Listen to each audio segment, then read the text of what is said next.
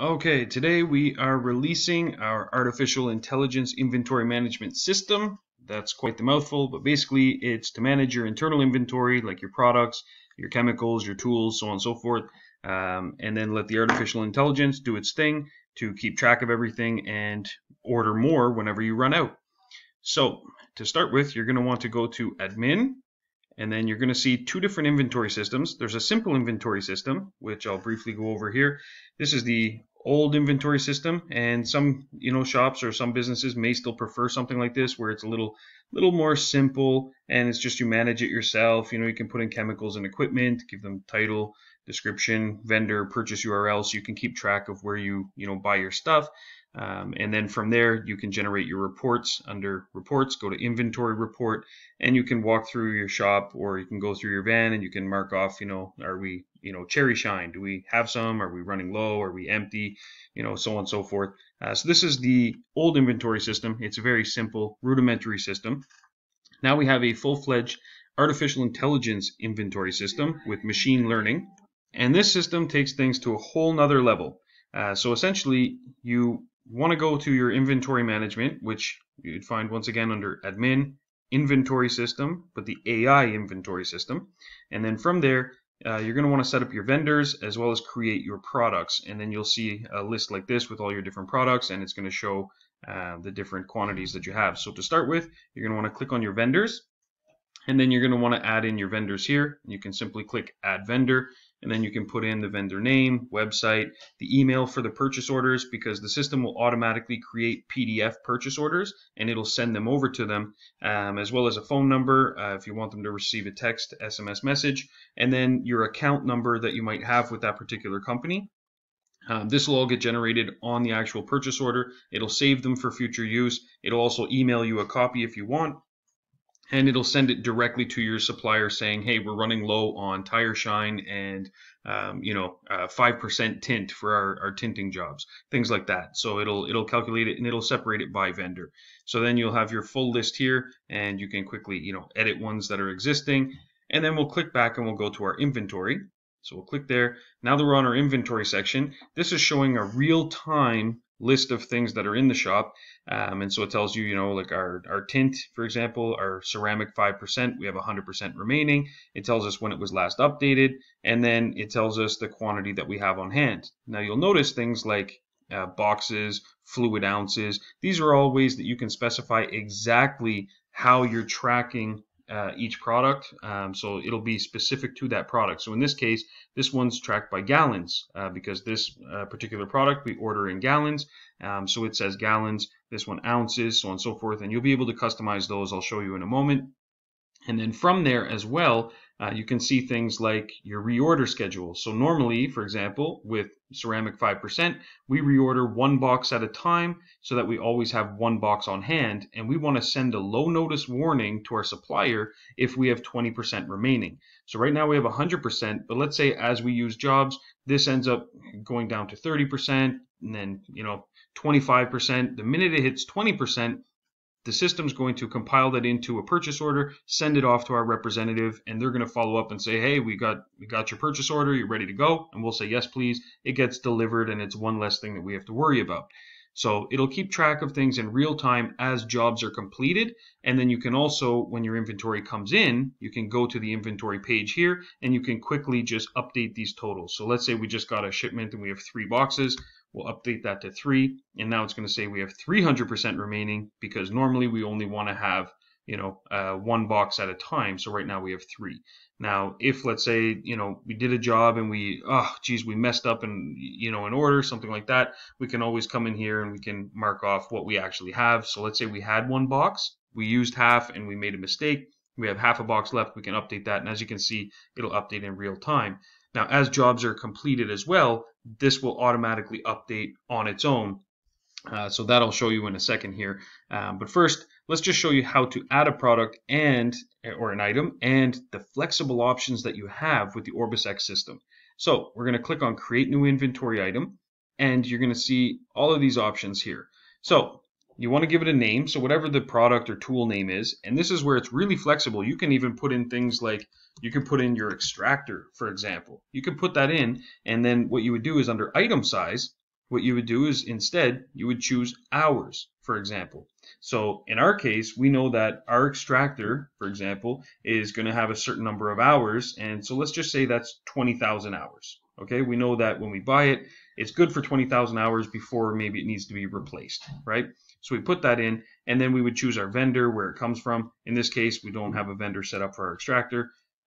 This is just a demo account to show you how this works. And then we would put the purchase price, what we bought it for. So let's say $3,499, the website link, and then our current inventory. And we'd say, well, we just bought it, so we have 20,000 hours, let's say, right? So in that case, we would know we have 20,000 hours, and then we give it a description. So then now we can say, okay, when we do a detailing, for example, how many hours do we use it for? And so we can say, well, we usually use it for, 0.5. 30 minutes we use it, so half an hour. And then we can say, do we use it for any other service, for example? Maybe, for some reason, when we do a ceramic coating, we also give them a free, seat shampoo. So we'll just say we use it for like, I don't know, we'll use it for another half hour, let's just say. So now anytime one of these jobs is done, it's going to take that away from the 20,000 hours automatically, and it's going to keep track of that as jobs progress. And you'll be able to edit that per job as well, which I'll show you in a moment as well. But let's say other examples might be tire shine. So let's say we have tire shine, and in this case it's going to be a lot smaller number. And we'll change this. We'll go and say we get it in 16, but we get it in ounces. Okay, so fluid ounces, and you can see it updates everywhere, fluid ounces. And then our current inventory, I don't know, let's just say we have one bottle, so we have 16 fluid ounces on hand. Right now, if you have multiple bottles, you can update that to whatever the number is. Let's say if you have 10 on hand, okay, so we have 160 fluid ounces, and it'll just automatically minus that. Now you have lots of options in here. You have like bars, barrels, bottles, boxes, cases, centimeters, cups, fluid ounces, feet, inches, kilograms, liters, quarts, pounds, pints. You have so many different options in here that you can specify for all your different products. So you can really customize the system so that it makes sense for what you have in stock. Now here, let's say in this case it's tire shine, and we have 16 fluid ounces. It's 16 fluid ounces for the product, but our current inventory is 160 fluid ounces. So down here, we can go through and we can say everything that we use this on. So detailing, how many fluid ounces do we use? Let's say we use 1. Ceramic coating, maybe we do the same. But then maybe like engine detail, they get a quick exterior wash or something with it or something. Let's just say we use, half a fluid ounce, something like that. So you can go through and you specify, these are the defaults. Right? So this is just the default. As a job gets completed, this gets subtracted. However, sometimes you might have a job that actually uses more or less of a particular product, and that's okay, because when you complete a job, it's going to automatically take the defaults and it's going to update your inventory in real time. But then if you change those settings on the fly for that job, it'll actually update with the correct amount for that particular job, and it'll subtract or minus. So let's say normally detailing we use a fluid ounce. A detailing job was just completed. It's going to set 1 fluid ounce and it's going to minus it from our inventory in real time. But then if we change that and we say actually we only used half an ounce this time, we can update that and it'll reflect that in the real-time inventory as well. Now the auto ordering process is the final component when you're adding inventory items, and you have 3 options. You have the low notice warning, the reorder quantity, and the reorder method.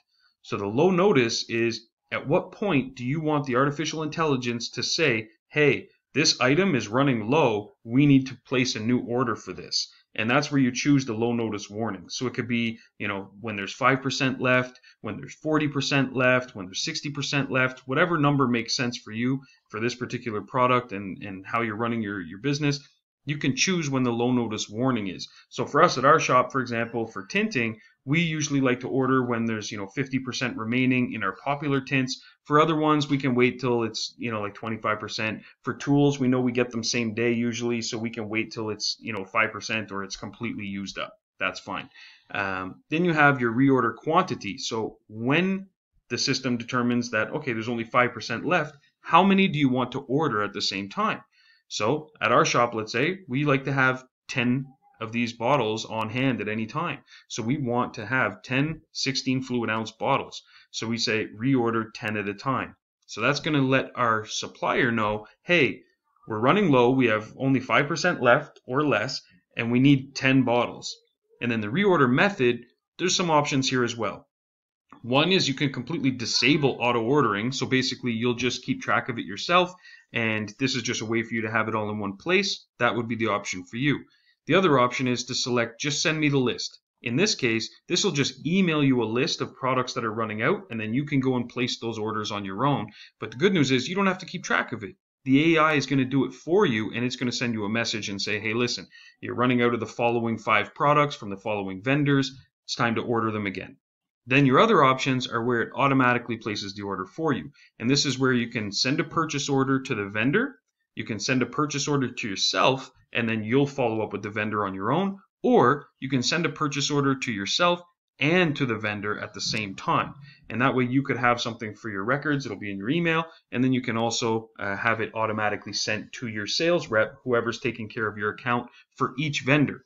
And the system's so smart that it's going to separate these purchase orders. So let's say you have 4 companies that you're working with and 3 of them you're running low on products. Well, it's going to make 3 purchase orders, and it's going to send separately to each particular vendor. So you can specify this per product, and you could even have for the same vendor, maybe there's 5 products you get, but one of them they don't allow you to automatically order. That's okay. So for that product, you could say just send me the list, for example. All the other products you could set to send the purchase order to me and the vendor. So it'll handle this on a per vendor basis as well as a per product basis.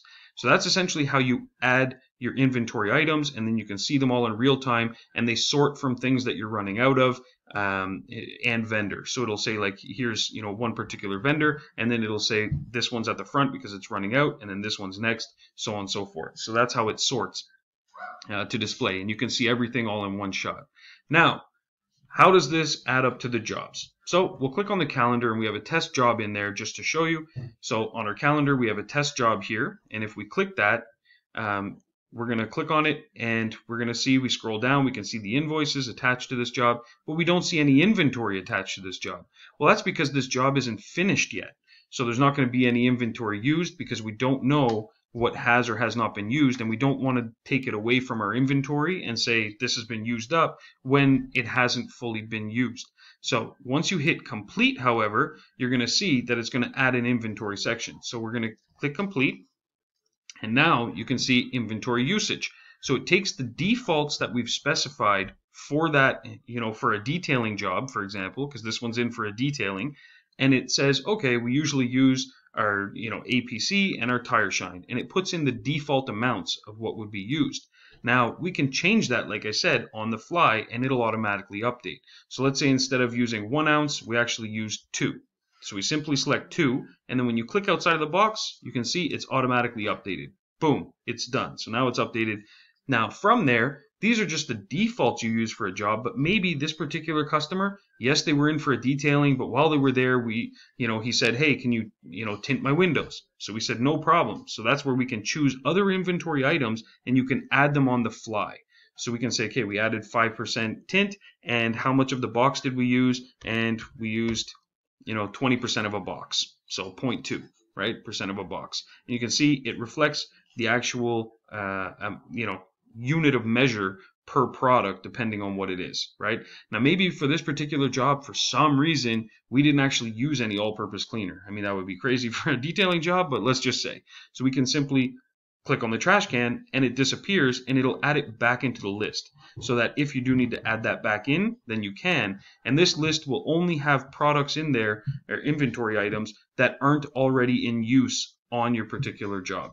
So that's essentially how you would add these on the fly once it's already done. But once again, that only shows up when you mark a job complete. So if you have the little check mark here, it's going to show up what you have there. Now the cool thing is, at any point, we'll close this, and we'll just navigate away to a different page real quick, and then we'll come back to the calendar, and you're going to see if we click on it, it's going to actually show you, when we go back to the job, it's going to show you what you used for that event. So here we can click on it, and we see the history of what was used for that particular event.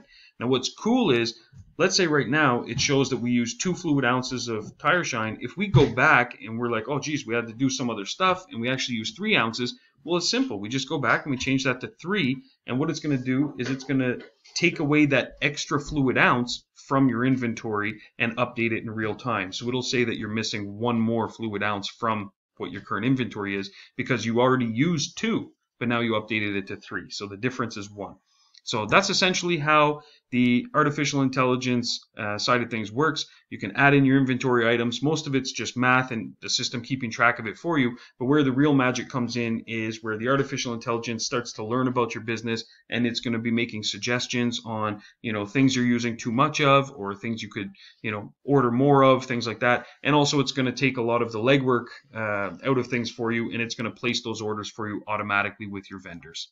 So that's the new system. So once again, there's 2 systems under admin. There's the old system, which is simple inventory system, and then there's the new super advanced artificial intelligence inventory system with machine learning that's going to learn about your business, and it's going to start updating things automatically based on your usage. So even your defaults, you can have your defaults set and specified, but over time, the system's going to learn about your business, and it's going to say, geez, you're using too much of the tire shine, or let's say every time you make these changes where you say, geez, I use 3 ounces instead of the default 2, it's going to start taking a look at those things, and it's going to say you're always using 3 ounces instead of 2. Maybe you should consider, updating your default, or maybe you should always have more tire shine on hand, things like that. So there's a lot of stuff that's going to be coming out in the next few months as we, advance the machine learning and as it learns more about your business at the same time.